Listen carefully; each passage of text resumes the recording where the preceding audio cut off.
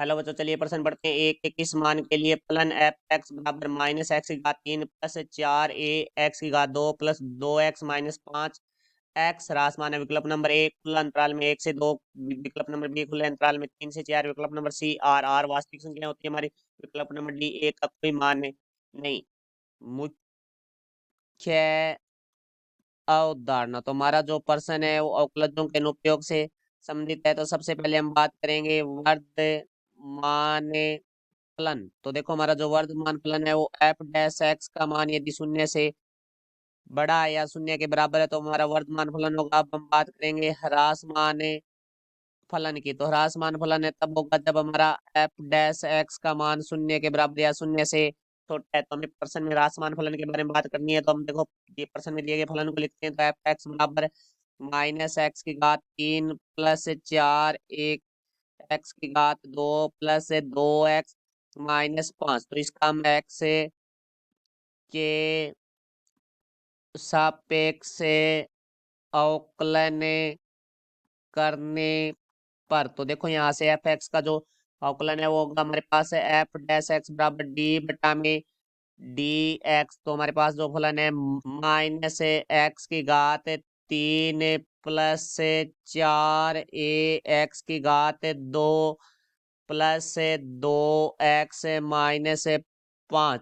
चूंकि हम जानते हैं डी बटा में डी एक्स एक्स की घात एन बराबर होता है एन एक्स की घात एन माइनस 1। तो यहाँ से देखो भाई एफ डैश एक्स बराबर आ जाएगा हमारे पास -3 घात है वो आगे आएगी। तो 3 एक्स की घात एक कम होगी तो एक्स की घात 2 होगी प्लस 4 ए गुणा में देखो 2 गुणा में आ जाएगा, फिर एक्स की घात एक कम हो जाएगी तो एक्स हो जाएगा +2 और एच बदला हमारा जो अवकलन है वो शून्य होता है। तो -5 का जो अवकलन है वो हमारा शून्य होगा। तो यहाँ से एफ डैश एक्स बराबर आ गया हमारे पास -3 एक्स की घात 2 प्लस 8 ए एक्स प्लस 2।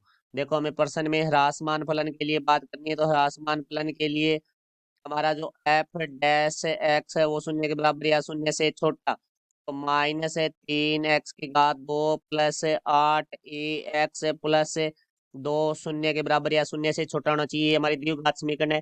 द्विघात समीकरण का मान शून्य के बराबर या शून्य से छोटा होने के लिए हमारा जो ए है वो भी शून्य से छोटा होना चाहिए और हमारा जो डी है वो भी हमारा शून्य से छोटा होना चाहिए। तो डी है वो हमारा होता है बी की घात 2 माइनस 4 ए सी है वो हमारा शून्य से छोटा होगा। तो ये फलन है वो हमारा द्विघात समीकरण है वो का मान है वो शून्य से छोटा आएगा। तो अब देखो यहाँ से हमारे पास जो एक का मान है वो हमारे पास क्योंकि एक्स की घात 2 का गुणांक होता है जो कि -3 है, जो बी है वो हमारा एक्स का गुणांक होता है जो हमारे पास है 8 है, ए है और सी है जो हमारा अचर पद होता है जो कि हमारे पास है +2। तो यहाँ से देखो भाई ए है वो तो हमारा शून्य से छोटा ही है। अब बात करते हैं हम बी की घात 2 -4 ए सी, जिसको हम डी से लिखते हैं। तो डी बराबर बी की घात 2 -4 ए सी।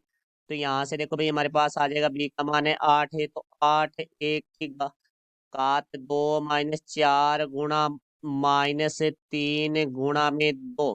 तो यहाँ से देखो भाई 8 की घात 2 64 होता है तो 64 एक की घात 2 माइनस को माइनस गुणा करेंगे +24। तो यहाँ से देखते हैं कि जो एक की घात 2 है वो हमेशा धनात्मक होता है तो इसका मान है वो हमेशा हमारा 0 से बड़ा ही प्राप्त होगा। इसका अर्थ है कि हमारा एक का कोई मान नहीं हो, क्योंकि एक का मान द्विघात समीकरण का मान शून्य से छोटा तभी हो सकता है जब डी का मान भी शून्य से छोटा हो। तो डी का मान शून्य से बड़ा आ रहा है, इसका अर्थ है कि इसका हमारा जो मान है वो ऋणात्मक है नहीं होगा। तो हम लिखेंगे एक का ऐसा कोई मान नहीं है जिसके लिए फलन ह्रासमान हो। तो हमारा जो उत्तर है वो होगा विकल्प नंबर है डी, क्योंकि डी में हमारे उत्तर है एक का कोई मान नहीं। तो ये हमारे प्रश्न का उत्तर हुआ। मैं आशा करता हूँ समझाया होगा। धन्यवाद।